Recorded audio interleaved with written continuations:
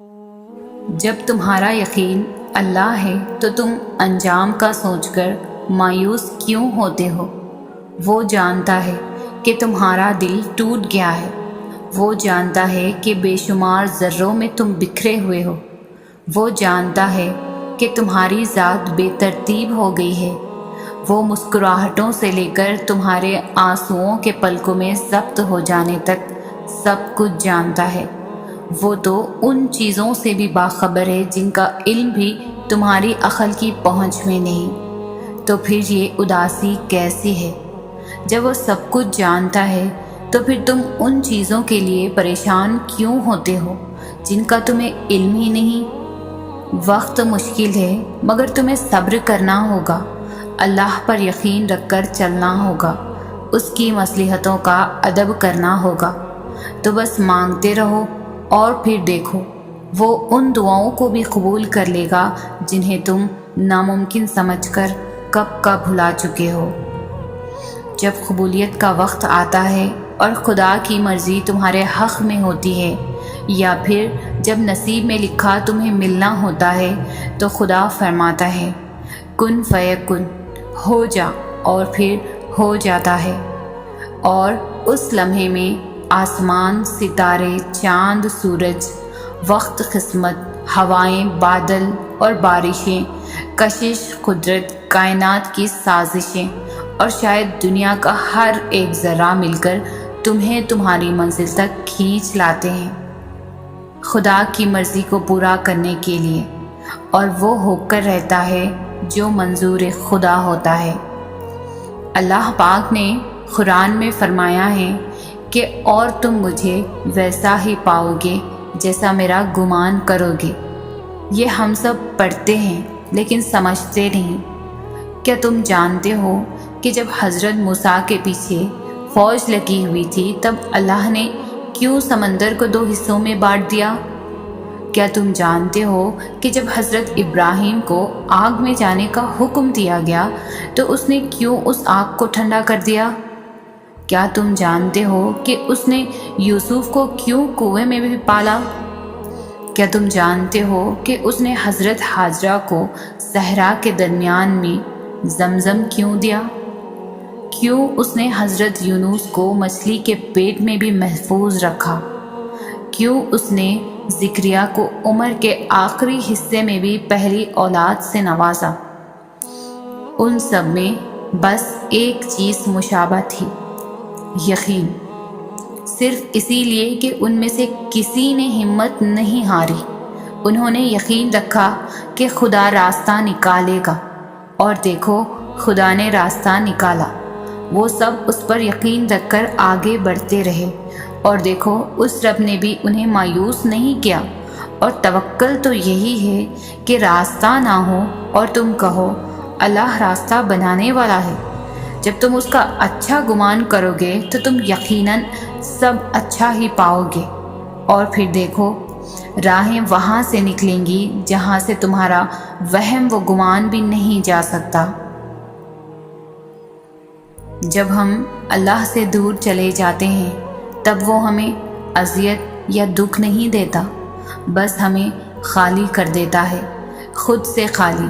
پھر ہر نظر آنے والا منظر، ہر سنائی دینے والی آواز تکلیف دینے لگتی ہے، اور زندگی کی مسافتیں اتنا تھکا دیتی ہے کہ تھکن سے روح ریزہ ریزہ ہو کر بکھر جاتی ہے۔ بس ہم ٹھہر جاتے ہیں، اور وہ ایسا ٹھہراؤ ہوتا ہے جب ہم جوابات تلاش نہیں کرتے، بس اللہ کے فیصلوں پر چپ چاپ سر جھکا لیتے ہیں۔ پھر ہم کسی کے بھی لوٹ آنے کا انتظار نہیں کرتے، بس اللہ کے ہمیں تھام لینے کے منتظر ہوتے ہیں۔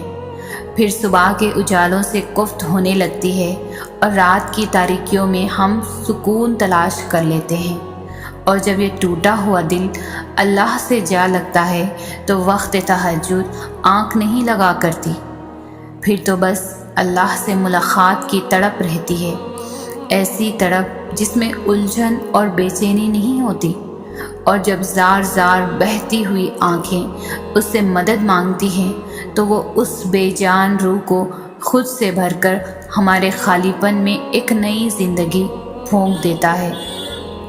جو دل ٹوٹ کر تہجد کے سجدوں میں اللہ کو پالے وہ پھر کسی کو کھونے سے نہیں ڈرتا۔ انسان کی محبت تو کمزور کرتی ہے، لیکن اللہ کی محبت ہمیں پھر سے مضبوط بنا دیتی ہے۔ دل میں رہنے والا رب دل میں اترتی دعائیں بھی جانتا ہے۔ وہ ملنے کے خود راستے دکھاتا ہے، تو ہی تو تم مانگنے کی ترکیبیں سوچ لیتے ہو۔ وہ تمہیں خود جھولی پھیلانا سکھاتا ہے، تو ہی تو تم جان پاتے ہو کہ معجزے بھی ہوتے ہیں۔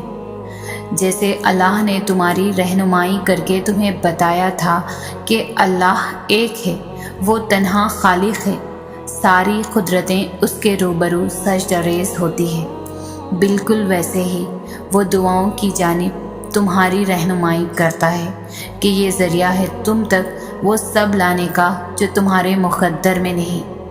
وہ کہہ چکا ہے کہ تم چاہ بھی نہیں سکتے جب تک اللہ نہ چاہے، تو پھر مان لو کہ اس نے چاہا ہے ایسا ہونا، تبھی وہ تمہیں یہاں تک لایا ہے۔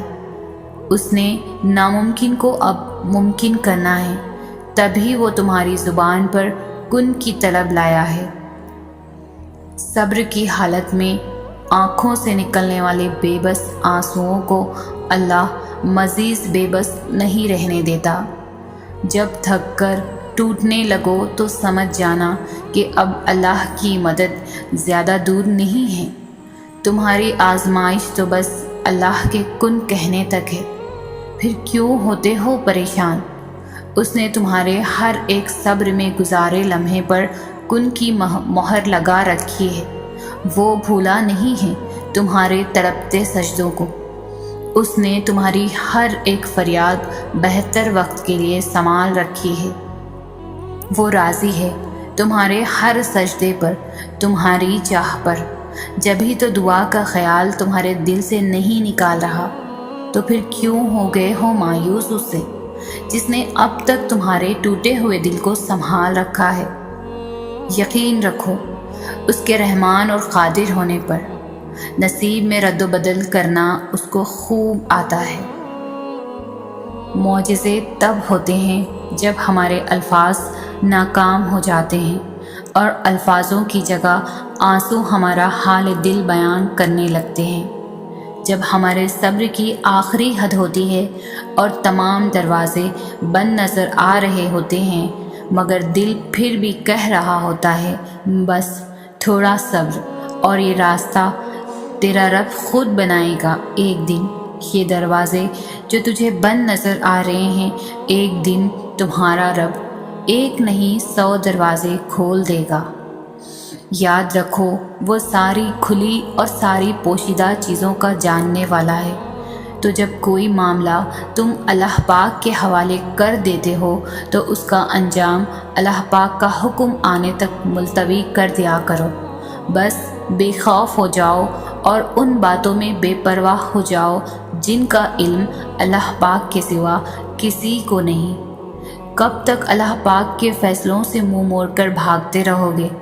جس کا اختتام تمہارے بس میں ہی نہیں، اس کو تم زور زبردستی سے بھی بدل نہیں سکتے۔ اللہ پاک کو چھوڑو گے تو کوئی چیز بھی ہاتھ نہیں آئے گی۔ جہاں اتنا صبر کیا وہاں تھوڑا اور سہی، پھر دیکھو جو اب تک تمہارے نصیب کا حصہ نہیں تھا وہ بھی تم تک پہنچا دیا جائے گا۔ غم نہ کرو، اللہ پاک تمہارے ساتھ ہے۔ ایک ہار پر ہر اس فتح کو بھول گئے ہو جسے اللہ پاک نے تمہیں ہمکنار کیا ہے۔